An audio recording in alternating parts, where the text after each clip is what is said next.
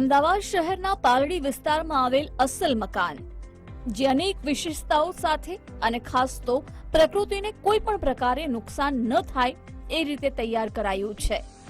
2001માં શ્રીપાલ શાહ દ્વારા પ્રકૃતિને અનુરૂપ અસલ મકાન તૈયાર કરાયું છે, જેના ફ્લોર પર તમને ગાયનું છાણ અને માટીનું લીપણ જોવા મળશે. તો દિવાલો કોઈ પણ પ્રકારની ઇન્ડસ્ટ્રીયલ પ્રોડક્ટ કે સ્ટીલનો ઉપયોગ કર્યા વગર તૈયાર કરાઈ છે. સાથે જ દિવાલ પર રંગવામાં આવેલ ચૂનાને પણ બળદની ચક્કીમાં પીસીને તૈયાર કરાયું છે. આ મકાન છે ને અમે 2001માં જ્યારે રિનોવેશન કરેલું ને ત્યારે સંપૂર્ણ ચૂનામાં કરાવ્યું છે અને ચૂનાને પણ બળદની ચક્કીમાં પીસાવ્યો છે. આ ચૂનો જે છે ને એમાં ઠંડક બહુ સારી રહે છે, એમાં ઉધઈ ક્યારે આવે નહીં અને તમને એની લોંગ લાઈફ છે. ફ્લોરિંગમાં આપણું દેશી લીપણ એટલે દેશી ગાયનું છાણ અને માટી એનું લીપણ કરાવીએ છીએ અને 25 વર્ષથી અમે આ રીતે ચલાવીએ છીએ અને ઘણા બધા કસ્ટમરોને ગ્રાહકોને બહુ અનુકૂળ આવે છે. સામાન્ય મકાનની જેમ જ દેખાતા આ મકાનની ખાસિયત ત્યારે ખબર પડે છે જ્યારે આ અસલ મકાનની અંદર પ્રવેશ કરીએ. આ મકાનની અંદર કોઈ પણ પ્રકારનું લાઇટ કનેક્શન જોવા મળતું નથી.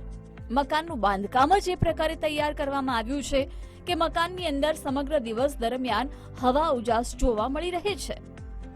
ઇલેક્ટ્રિસિટી છે ને અત્યારે આપણું જે ટોરેન્ટ પાવર જે છે અમદાવાદ ઇલેક્ટ્રિસિટી, એ આખું જે ચાલે છે એમાં લગભગ દરરોજની 2 ટ્રેન ભરીને કોલસો બાળે અને એનાથી પાણીને ગરમ કરી એની સ્ટીમથી એની ઇલેક્ટ્રિસિટી જનરેટ કરે.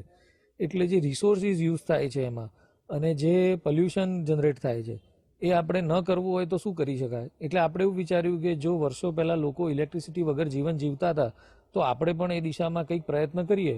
ભલે આખું અમદાવાદ કંઈ ઇલેક્ટ્રિસિટી વાપરતું બંધ નહીં થાય, પણ આપણે એક સ્ટોર તો એવો બનાવીએ કે લોકોને એવી આશા બેસે કે ઇલેક્ટ્રિસિટી વગર પણ જીવન જીવી શકાય છે.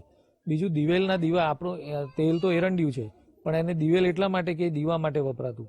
એ દિવેલના દીવા છે ને એનીથી આંખોનું તેજ વધે છે, એટલે એ પણ સારું છે, એ વાપરી શકાય. અને ચૂનાનું મકાન હોવાથી અમને પંખાની કે એસીની જરૂર નથી રહેતી.